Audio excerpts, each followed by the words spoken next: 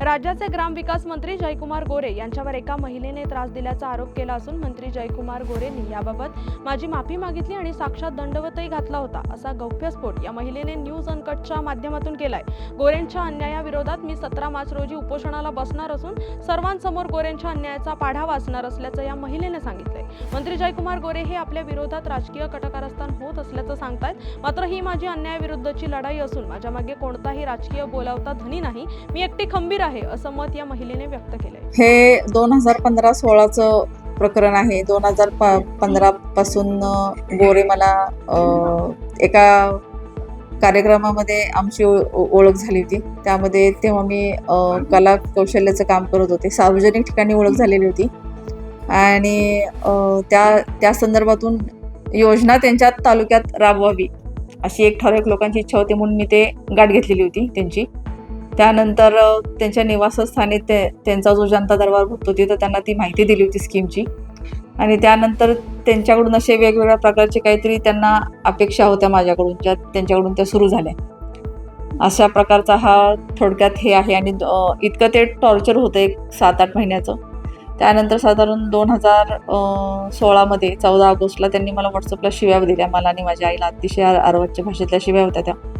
आणि त्यानंतर माझी अपेक्षा तेव्हाही एवढीच होती की तुम्ही चुकलाय आणि तुम्ही माफी मागा, 2 वाक्यात माफी मागा, मी चुकलो, परत असं करणार नाही। त्यांच्याकडून असं काही झालं नाही, उलट मला धमक्यांचे फोन सुरू झाले आणि त्यामध्ये मी साधारण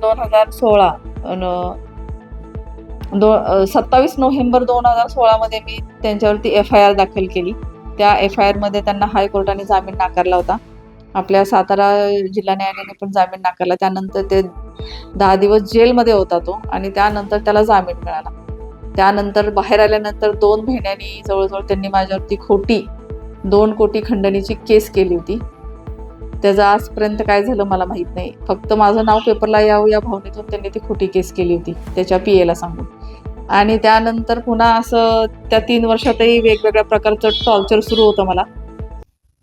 साधारण 2019 मध्ये ही केस आम्ही संपवली। त्याच्याकडून मला खूप प्रेशर करण्यात आलं होतं, दबाव होता माझ्यावरती की हे केस मिटवा, नाहीतर आम्ही तुम्हाला जीवे मारू, अमुक करू, असं सतत व्हायला लागल्यानंतर मी पण विचार केला की झाली तेवढी शिक्षा खूप आहे आणि मी ती केस मागे घेतली। पण ती केस मागे घेताना मी त्याच्याकडून माफीनामा लिहून घेतला होता आणि मी ती केस मिटवावी, संपवावी आणि त्याला बाहेर काढावं यातून। त्यामुळे तो कोर्टच्या चेंबरमध्ये अक्षरशः त्यानं दंडवत घातला होता।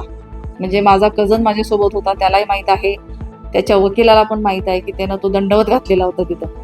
आणि मला त्यावेळी थोडंसं असं एक शंका आली की आता हा पुन्हा आपल्याला त्रास देणार नाही, म्हणून मी ती केस मागे घेतली आणि अशा प्रकारे त्याची निर्दोष मुक्तता झालेली आहे। त्याला कोर्टाने बाइज्जतबरी केलेला नाहीये, मी केस मागे घेतली म्हणून तो निर्दोष मुक्त झालाय। त्यानं कुठलंही चुकीचं स्टेटमेंट देऊ नये। म्हणजे काल तो टीव्हीवर ओरडत होता निर्दोष मुक्तता नाही, तर ती अशा प्रकारे निर्दोष मुक्तता त्याची मी केली, त्याच्यावर उपकार केले मी, अन्यथा तो 6 वर्षासाठी आत गेला असता ह्या केसमध्ये। मग त्या उपकाराची परतफेड तू माझी बदनामी करून करत असलास तर मग मी ते सहन करणार नाही। आणि आतापर्यंत ती केस झाल्यापासून आजपर्यंत भयंकर सहन केलं, प्रत्येक गोष्ट मी सहन करत गेली। पण आता जे 9 तारखेला एक पत्र आलं होतं, 9 तारखेचं पत्र साधारण जानेवारीच्या 20-22 तारखेला मला मिळालं की त्यामध्ये मी 26 जानेवारीला उपोषणाला बसणार आहे। म्हणजे हे कुठेतरी थांबलं पाहिजे, म्हणून मी आता 17 मार्चला उपोषणाला बसते की माझी बदनामी, माझ्या कुटुंबाची बदनामी ही थांबली पाहिजे। त्यासाठी मी जिल्हाधिकारी, SP ऑफिस, त्यानंतर तुम्हाला सांगते राज्यपाल, माननीय मुख्यमंत्री या सगळ्यांना निवेदन दिलेले आहे की मी 17 मार्चला उपोषणाला बसणार आहे, आमरण उपोषणाला, राजभवन मुंबई। पण ते संपूर्ण प्रकरणात राजकीय वर्चस्व आहे तुम्हाला, त्याच्यामुळे ते तुम्ही राजकीय बदनामी करताय, राजकीय डॅमेज करण्याचा प्रयत्न करताय असं पण चर्चा काय नाही। जे कोणी बोलतात त्यांनी ते सिद्ध करावं की माझ्या मागे कोणाचा राजकीय वरद हस्त आहे वगैरे। जेव्हा केस केली तेव्हा पण मी एकटी लढले होते आणि आताही मी एकटीच लढते। मला कुणाच्याही मदतीची अपेक्षा नाही, कारण माझी बाजू खरी आहे, माझी बाजू सत्याची आहे, मला कुणाच्याही मदतीची अपेक्षा नाही। तुम्ही उपोषणाला बसणार, काय मागणी?